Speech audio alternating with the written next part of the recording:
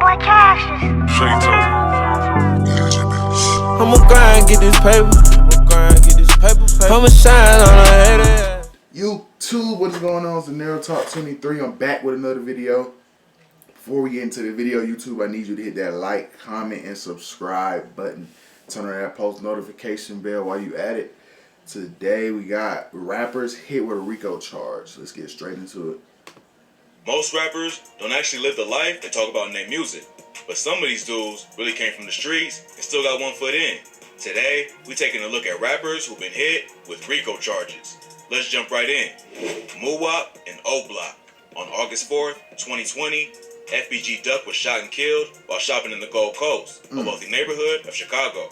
According to police, 2 cars pulled up on him while he was shopping. Then 4 suspects hopped out and started letting off shots. 1 month before he died, Duck dropped a diss track called Dead, where he took shots at a bunch of dudes from O-Block that died.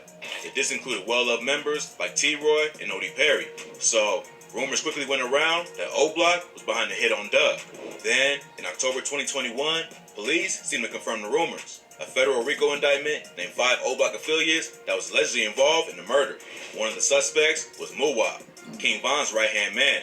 They were super close, and Muwop was with Von in Atlanta the night he was shot by Quando Rondo's crew. Even though he's known as a rapper now, Muwop was always one of O-Block's most savage shooters. He's allegedly responsible for a bunch of well-known hits, like shooting Wooski in the head outside of a funeral. The other O-Block dudes caught up in the RICO case was C-Thang, C-Murder, Los, and Kenneth Kenny Robinson. A 5th guy named Zell Money was also under investigation, but he committed suicide in August 2021. Even before the investigation was made public, most people thought O-Block was probably involved. After Duck got killed, King Von bought chains for everyone in the crew, which made it seem like a gift for taking them out. Muwop and the others was also charged with murder and aid of racketeering, assault, and weapons charges. Now all of them are facing a minimum of life in prison and possibly the death penalty. When he was first arrested, Muwop seemed to be taking it pretty well. He responded to a fan's letter and told him, "I'm great, and thanks for reaching out. My head high as it could be. Love for reaching out. I'll be out soon." But now, a ton of evidence has been discovered that prosecutors believe will make the case an easy win. According to court documents, they've collected 48 discs and a thumb drive full of evidence, which includes FBI reports, surveillance footage, body cam footage from Chicago police, search warrant returns, and more. With so much evidence stacked against them, the situation ain't looking too good for O-Block. RICO cases are no joke, and all of these dudes could be facing a death penalty if things don't go their way. But Muwop ain't the only popular rapper who's facing life in prison. This next artist has been accused of being involved in a murder and also being one of the highest ranking bloods in the country. YFN Lucci. YFN Lucci is a rapper from Atlanta, known for hits like Every Day We Lit and Keys to the Streets.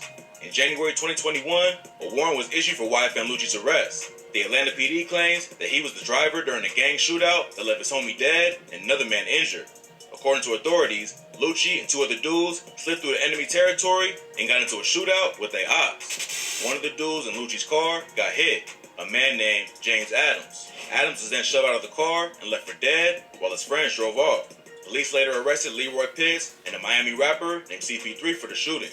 They claimed that CP3 was a shooter and Lucci was behind the wheel.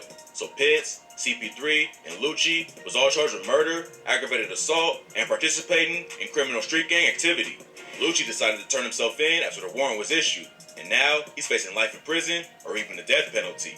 If that wasn't bad enough, he later got hit with a RICO indictment along with a dozen alleged members from different blood sets. According to prosecutors, Lucci was trying to unite a bunch of blood sets from Atlanta and Miami and use his clout as a rapper to make him more powerful.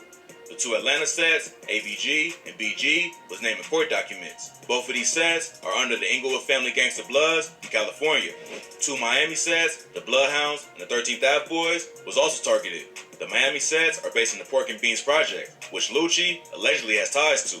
That's how we know CP3. So now, Lucci is facing a murder case in Atlanta, plus the RICO indictment on top of it. Free Lucci, One thing man. that may help him in the RICO case is that the prosecutors have acknowledged he ain't actually a gang member, just an affiliate. This might make it more difficult to convict him in a gang indictment, but that all depends on how much evidence they actually have. If Lucci gets convicted in the shooting case, it's unlikely he'll beat the RICO charge. But if his lawyer can prove he wasn't involved in Atlanta, then he might have a chance of getting off. But beating these cases ain't even Lucci's top priority right now. He's trying to survive his time in jail. In March 2022, TMZ reported that Lucci claimed he was stabbed with a homemade shank and there was a price on his head. He asked the judge to grant him a bond for his safety, but for now, he's still locked up. 1 day later, TMZ obtained an incident report from the jail that said Lucci and another inmate both used sharp objects during the fight. Lucci allegedly yelled, "I feel like killing this n-." He was later treated for a laceration on his head, and another inmate was charged with aggravated assault and battery.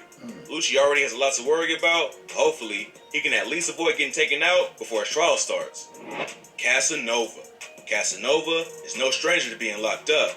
He spent 6 years in prison for robbery and even met A$AP Rocky on Rikers Island.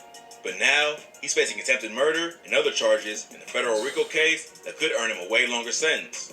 Casanova turned himself in to the police in December 2020. He was wanted by the FBI along with 17 other suspects in the massive RICO case against the untouchable Gorilla Stone Nation, a blood set based in New York. The attempted murder charge comes from a Miami shooting that went down in October 2020. Casanova and his homie, Jared J.C. Chrysler, was chilling outside the club when a rival gang member saw Cas throw up a sign. The dude allegedly told Casanova, "Yo, homie, wrong sign." Then Cas said, "You wanna die tonight?" That's when someone let off shots, and the dude who confronted Casanova got hit along with someone else. According to the police, they linked Cas and JC to the shooting through text messages on JC's phone. JC messaged someone and told him, "Killed a nigga last night, shaking my head. Some crip nigga. We also at the strip club, and Cas was taking pics with the nigga. The crip nigga gonna grab." Why would you? Come on, bro. Why are you texting that to someone? You're telling on yourself, so you. Cas hand talking about, "Yo, homie, wrong sign." Cas asked him, "You wanna die tonight?" He reached on his hip, and I just booked him. Everyone got missing. Nick skirted off, and I let another one go, hit Jit in the stomach. Hashtag good aim. After spending a year in jail, Casanova was denied bond in January 2021. He also claims he was forced into solitary confinement for a month. He's facing a minimum of 15 years if he gets convicted. And now his co-defendants are starting to take plea deals to shave time off their sentences. In September 2021, All Hip Hop reported that Brandon Untouchable Neves copped the deal. Neves is allegedly the co-godfather of Gorilla Stone Reign, one of the 8 subsets that Gorilla Stone is made up of. 1 month later, Jamal Trap Smoke Austin also decided to take a deal. The feds say Trap Smoke supplied crack, cocaine, and other drugs like K2 to other Gorilla Stone members for them to deal on the street. They tapped his phone and recorded calls and messages between him and Nia Baby Austin, who's known as the godmother of the gang. The two of them was caught trying to buy guns for Gorilla Stone affiliates. Casanova still says he's innocent of all the crimes he's been charged with and that the police are just using his past against him. But the prosecutors clearly think they have enough evidence to convict him. Now that 2 of his co-defendants have taken deals, maybe Casanova will do the same. But since his rap sheet is so long, the judge probably won't take it easy on him. Tap in for updates on this case as it develops. But if you thought Casanova was down bad, these next 2 Florida rappers both ended up getting hit with RICO charges and starting a war that terrorized the streets of Orlando. Hot Boy and Glock 9. Hot Boy and Glock 9 was 2 of the hottest up-and-coming rappers from Florida. But petty jealousy caused them to start beefing, and now they both caught up in a RICO case. The 2 rappers broke into the industry around the same time and even collaborated on the track together in 2018. But then something happened between them that sparked a bloody war. Hot Boy claims it all started because Glock 9 was jealous of him, but no one knows exactly what went down. Hot Boy is affiliated with a gang called 438, while Glock 9 reps AFNF, aka the Army. The beef between the rappers ended up causing a full-blown war between the gangs, and in April 2020, the first body dropped. A 438 affiliate named Wolf Luther King Luma was allegedly shot at a party by an AFNF affiliate named Demetrius Cox. Then 11 days later, the memorial for Luma was shot up and 4 people got hit, including a high school football player who died from his injuries. Police suspected an AFNF member named Jeremiah Robinson was responsible for the memorial shooting, but he got killed before they could get to him. Robinson was allegedly murdered by a 438 leader named Van Sean Sands. Robinson and another AFNF affiliate tried to kill Sands at his house, but Sands pulled out his own gun and shot Robinson in the head. A few days after that, Glock 9 and his crew allegedly tried to kill another rapper named Cudham Reese. They let off over 100 shots into the house he was staying at, but Cudham wasn't even there. His mom and sister was, and they was able to identify Glock 9 because they blood cousins. The violence was getting worse, and even innocent bystanders was getting hit. The police knew they had to do something, so a special investigation called Operation X-Force was created to stop AFNF and 438 from killing anyone else. But Glock 9 almost ain't survived the investigation. In October 2020, he got ambushed at a mall in Orlando. 2 shooters waited for him in the parking lot and started dumping off shots when they saw him. No one got hit, but Glock 9 got arrested at the scene because there was already a warrant out for him. Operation X-Force was trying hard to bring both gangs down. They had wiretaps, surveillance cameras, and informants to help collect evidence. And by the end of the 9-month investigation, they arrested over 30 men. Hot Boy was also named in the indictment and was on the run for a month before he was arrested. Now he's facing racketeering charges and could end up spending 30 years in prison if he's convicted. Glock 9 was already sentenced to 7 years for unrelated charges of identity theft and weapons possession, but is still facing more time from the RICO case. Both of these dudes could have left it all behind in the streets and focused on their music.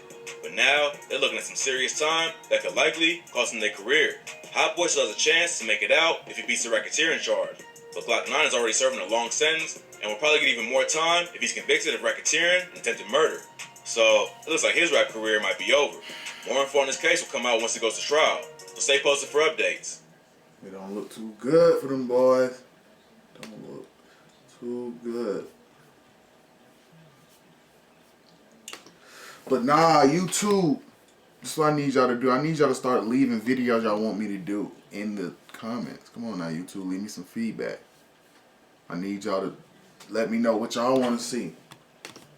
But other than that, leave a like, subscribe to the channel. I'm going to catch y'all on the next one.